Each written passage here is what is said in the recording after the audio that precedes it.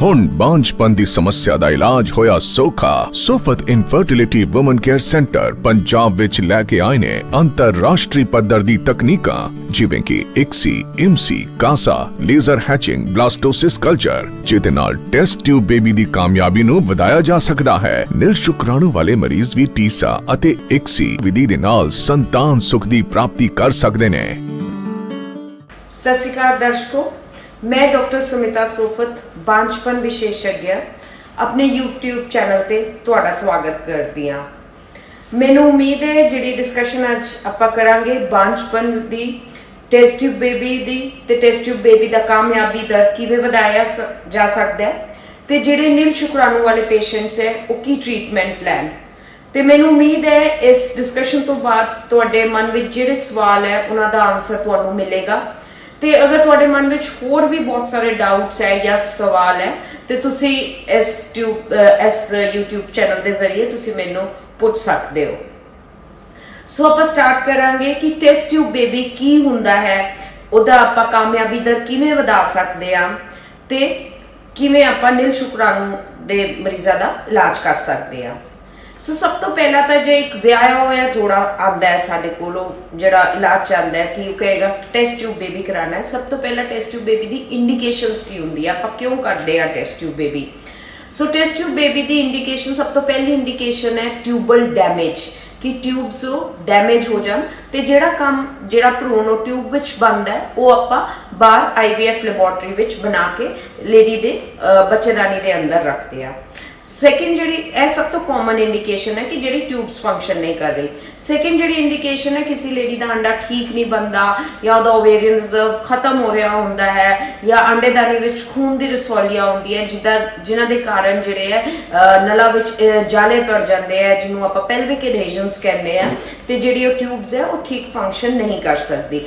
Endometriosis के cases which इहो जिहे cases which भी टेस्ट ट्यूब बेबी किया जाता है। या जिहड़ी बांझपन की समस्या है, बहुत लॉन्ग स्टैंडिंग है इनफर्टिलिटी, जब पेशेंट ने रिपीटेड IUI के साइकिल करा लिया, 4 साइकिल 5 साइकिल 6 साइकिल नहीं कंसीव हो रहा तो उन्होंने टेस्ट ट्यूब बेबी की लोड़ है। वधेरी उम्र की औरतों वास्ते भी टेस्ट ट्यूब बेबी दा जिहड़ा है प्रोसीजर अपनाया जा सकता है। या किसी लेडी की जिहड़ी अंडेदानियां फेल हो गई है या किसी को अंडा बैंक तो चाहिए है या उसकी माहवारी भी बंद हो गई है, बच्चेदानी बहुत छोटी है, इहो जिहे केसेस भी आप टेस्ट ट्यूब बेबी विच कर सकते हैं। सो जिहड़े हुण आ गए आदमियों विच शुक्राणुआं की समस्या, जे आदमी विच शुक्राणु घट है, 10 मिलियन है, 12 मिलियन है, 20 मिलियन है, इहो जिहे केसेस भी है, उन्हें वास्ते टेस्ट ट्यूब बेबी जिहड़ी टेक्नीक है वो अपनाई जाती है। सो सब तो पहला तो की हुंदा है टेस्ट ट्यूब बेबी, आपां किवें करदे हां ते इहदा कामयाबी दर किवें वधाया जा सकदा है। जे आपां सिंपल एक प्लेन टेस्ट ट्यूब बेबी करिए जिहदे विच आपां एक लेडी दे अंडे कड्ढिए, स्पर्म्स दे नाल मिलाइए, अंडे नूं भ्रूण बना के बच्चेदानी विच रख दईए, उहदा जिहड़ा कामयाबी दर है वो सिर्फ 15 तो 20% है। पर किहड़ी इहो जी टेक्निक्स आ गई है जिहदे नाल आपां टेस्ट ट्यूब बेबी दा कामयाबी दर लगभग 60% 70% तक वधा सकदे आ। सो आपां इस वीडियो विच वो टेक्निक्स नूं डिस्कस करांगे। टेस्ट ट्यूब बेबी हुंदा की है? टेस्ट ट्यूब बेबी विच एक लेडी नूं इंजैक्शनस लगाए जाते हैं अंडा बनन दे। नॉर्मली ये जिहड़े इंजैक्शनस है ये डे 2 ऑफ पीरियड्स हैं, पीरियड्स के दूजे दिन, माहवारी के दूजे दिन तो शुरू हो जाते हैं। ਇਹ ਜਿਹੜੇ ਇੰਜੈਕਸ਼ਨਸ ਹੈ ਅਸੀਂ ਬਹੁਤ ਵਧੀਆ ਕੁਆਲਿਟੀ ਦੇ ਲਗਾਉਂਦੇ ਆ, ਜਿਹਨੂੰ ਰਿਕੰਬੀਨੈਂਟ ਇੰਜੈਕਸ਼ਨਸ ਕਿਹਾ ਜਾਂਦਾ ਹੈ। ਇਹ ਪੇਸ਼ੈਂਟਸ ਖੁਦ ਵੀ ਲਗਾ ਸਕਦਾ ਹੈ, ਇਹਦੇ ਵਿੱਚ ਕੋਈ ਦਰਦ ਨਹੀਂ ਹੁੰਦੀ, ਪੇਨਲੈਸ ਇੰਜੈਕਸ਼ਨਸ ਹੁੰਦੇ ਆ। ਤੇ ਜਦ ਇਹ ਇੰਜੈਕਸ਼ਨਸ ਲਗਾਉਂਦੇ ਆ ਆਪਾਂ ਪੇਸ਼ੈਂਟਸ ਦੇ ਐਗਸ ਬਣਾਉਂਦੇ ਆ। सो अजकल आप बहुत एग्रैसिव, बहुत ज़्यादा स्ट्रोंग ओवेरियन स्टिमुलेशन नहीं करते। असी साडा एम हुंदा है कि असी 8 तो 12 अंडे बनाइए पेशेंट के। सो ये पेशेंट को भी बहुत ज़्यादा प्रॉब्लम नहीं होंगी, कोई कॉम्प्लीकेशन रेट जोड़ा है बहुत घट हो जाता है। सो जब एग्स जोड़े है मैच्योर हो जाते हैं, ये अल्ट्रासाउंड की मशीन के जरिए अंडे कड्ढे जाते हैं, पेशेंट को हल्की बेहोशी दी जाती है, पर ये वास्ते कोई एडमिशन की लोड़ नहीं होंगी, कोई बैड रेस्ट की जरूरत नहीं होंगी। जब अंडे कट्टे जाते हैं, तुम देख रहे हो आप भ्रूण लैबोरेटरी है, टेस्ट ट्यूब बेबी लैबोरेटरी है, ये भ्रूण विज्ञानिक है वो अंडे देख के अंडे ते शुक्राणुओं का मिलन करा के भ्रूण बनाता है। सो इस विधि को आप टेस्ट ट्यूब बेबी विधि कहने हैं। इहदा कामयाबी दर किवें वधाया जाए हुण?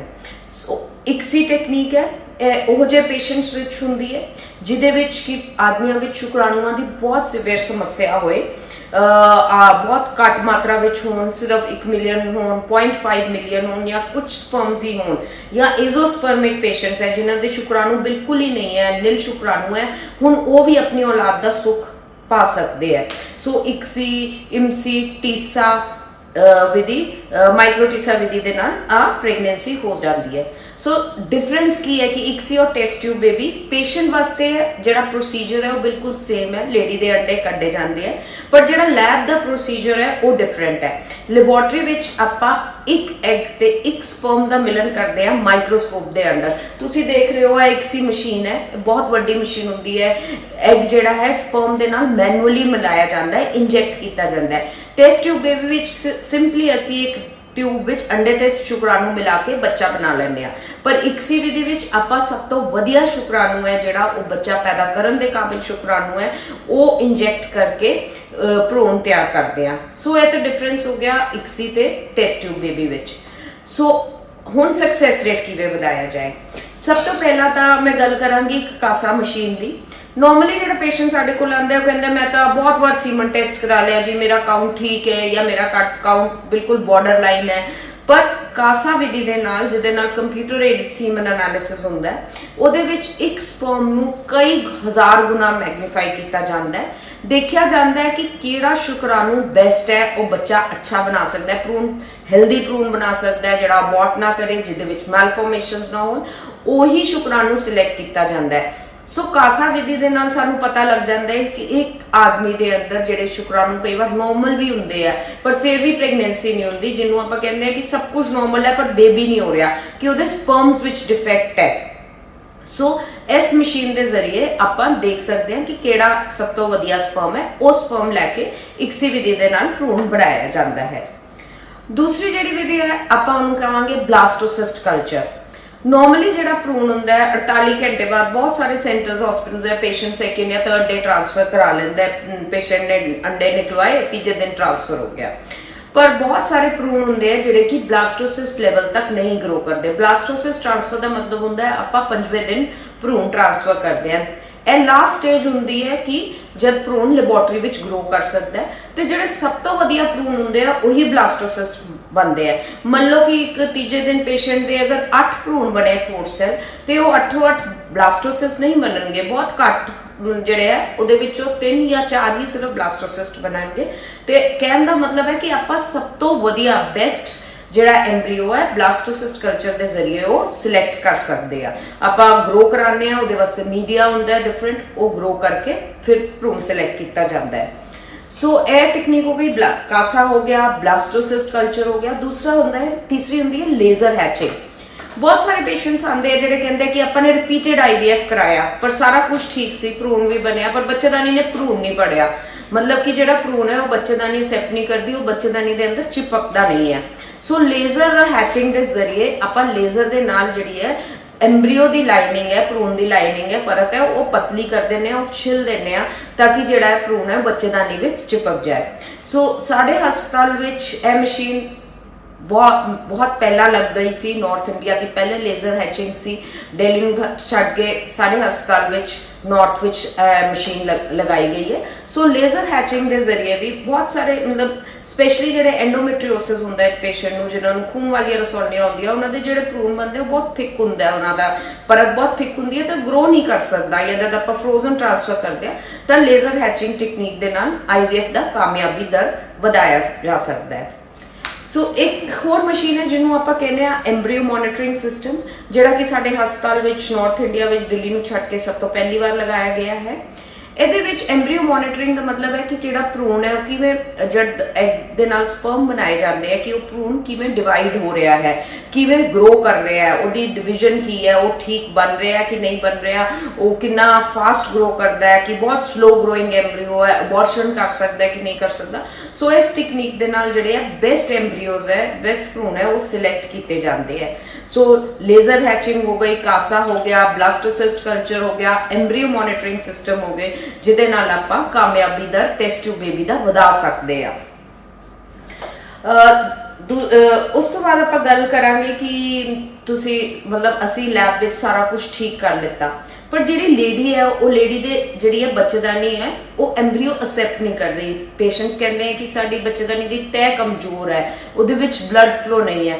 ਸੋ ਸਾਡੇ ਕੋਲ ਸਪੈਸ਼ਲ ਕਲਰ ਡੋਪਲਰਸ ਹੈ ਜਿਹਦੇ ਨਾਲ ਆਪਾਂ ਟ੍ਰਾਂਸਵੈਜਾਈਨਲ ਸਕੈਨ ਦੇ ਜ਼ਰੀਏ 4D ਅਲਟਰਾਸਾਊਂਡ ਹੈ ਜਿਹਦੇ ਨਾਲ ਆਪਾਂ ਤਹਿ ਦੇਖ ਸਕਦੇ ਆ, ਬਲੱਡ ਫਲੋ ਦੇਖ ਸਕਦੇ ਆ। ਸਾਨੂੰ ਪਤਾ ਲੱਗ ਜਾਂਦਾ ਕਿ ਜਿਹੜੀ ਲਾਈਨਿੰਗ ਹੈ ਉਹਨੂੰ ਖੂਨ ਠੀਕ ਮਿਲ ਰਿਹਾ ਹੈ ਕਿ ਨਹੀਂ ਮਿਲ ਰਿਹਾ, ਕਿਉਂਕਿ ਅਗਰ ਲਾਈਨਿੰਗ ਨੂੰ ਬਲੱਡ ਫਲੋ ਠੀਕ ਨਹੀਂ ਮਿਲੇਗਾ ਤਾਂ ਐਮਬ੍ਰੀਓ ਗਰੋ ਨਹੀਂ ਕਰੇਗਾ, ਭਰੂਣ ਨਹੀਂ ਗਰੋ ਕਰੇਗਾ, IVF ਸਾਈਕਲ ਫੇਲ ਹੋ ਜਾਏਗਾ। ਸੋ ਇੱਕ ਬਹੁਤ ਇੰਪੋਰਟੈਂਟ ਗੱਲ ਹੈ ਕਿ ਲਾਈਨਿੰਗ ਦੀ ਮੈਜ਼ਰਮੈਂਟ ਦੇ ਨਾਲ ਨਾਲ ਤੁਸੀਂ ਇਹ ਵੀ ਦੇਖੋਗੇ ਕਿ ਉਹ ਬਲੱਡ ਫਲੋ ਕਿੰਨਾ ਹੈ, ਕਿਉਂਕਿ ਕਈ ਪੇਸ਼ੈਂਟਸ ਦੀ ਲਾਈਨਿੰਗ ਹਮੇਸ਼ਾ 7 mm ਹੀ ਰਹਿੰਦੀ ਹੈ, ਨਾਰਮਲੀ 7 to 9 mm ਹੁੰਦੀ ਹੈ ਅਲਟਰਾਸਾਊਂਡ ਦੇ ਜ਼ਰੀਏ ਜਦ ਆਪਾਂ ਮੈਜ਼ਰ ਕਰੀਏ। ਜ਼ਰੂਰੀ ਨਹੀਂ ਹੈ ਕਿ ਜਿਹਦੀ ਲਾਈਨਿੰਗ ਛੋਟੀ ਹੈ 6.5 mm ਹੈ ਉਹ ਬੱਚਾ ਨਹੀਂ ਗਰੋ ਕਰ ਸਕਦਾ, ਉਹਦੇ ਵਿੱਚ ਵੀ ਗਰੋ ਕਰ ਸਕਦਾ ਹੈ, ਪਰ ਫਿਰ ਬਲੱਡ ਫਲੋ ਵਧਾਇਆ ਜਾ ਸਕਦਾ ਹੈ। ਪਰ ਕਈ ਪੇਸ਼ੈਂਟਸ ਦੀ ਲਾਈਨਿੰਗ ਹੈ ਜਿਹੜੀ ਉਹ ਰਿਪੀਟਡ ਅਬੋਰਸ਼ਨਸ ਦੇ ਨਾਲ ਖਤਮ ਹੋ ਜਾਂਦੀ ਹੈ, ਠੀਕ ਨਹੀਂ ਬਣਦੀ, 4 mm ਰਹਿੰਦੀ ਹੈ।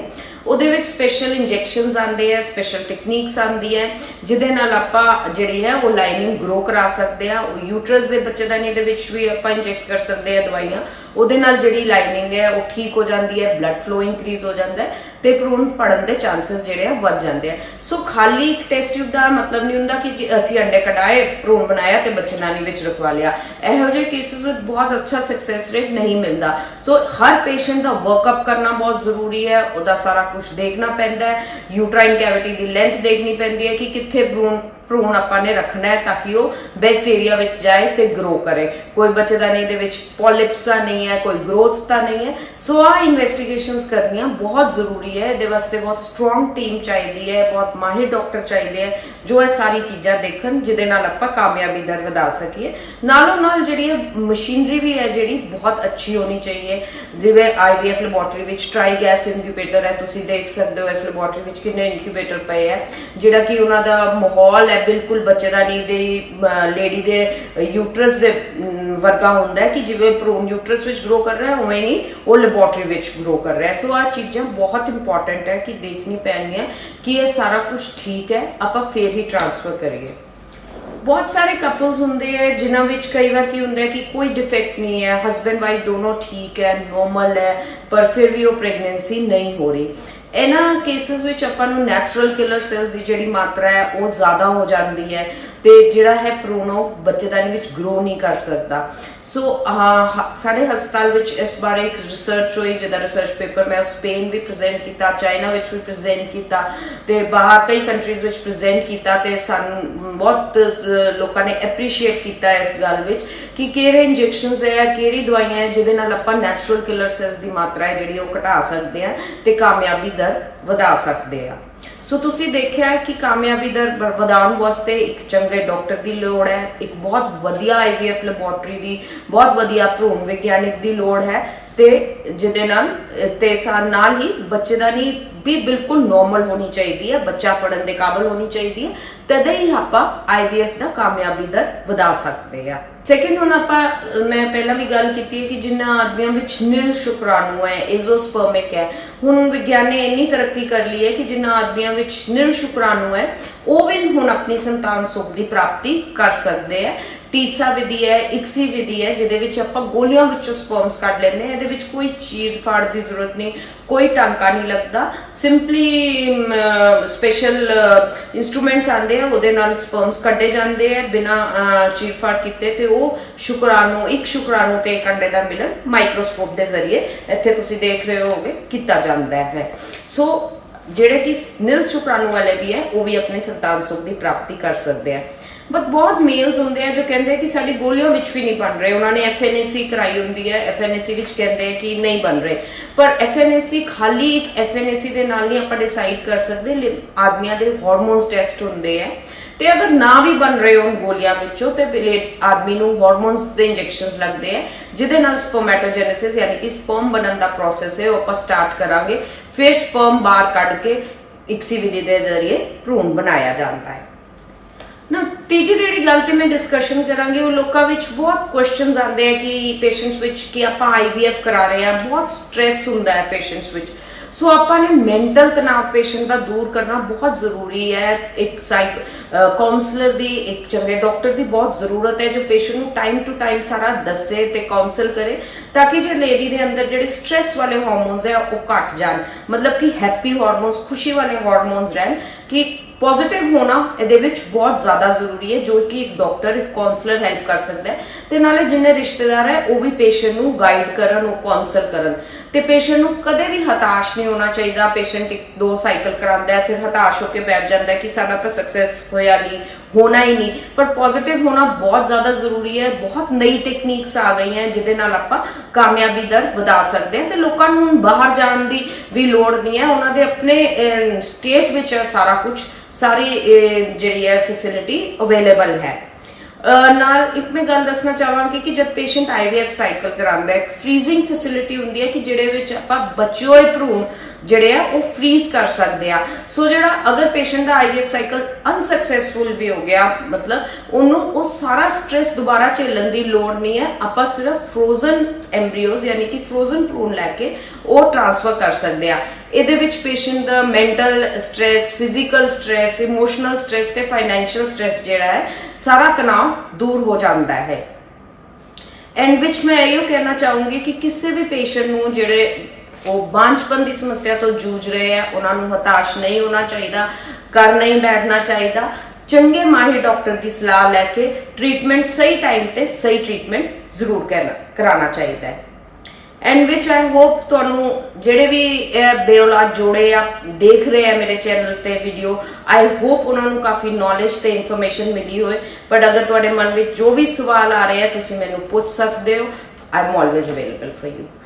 ਧੰਨਵਾਦ ਜੀ।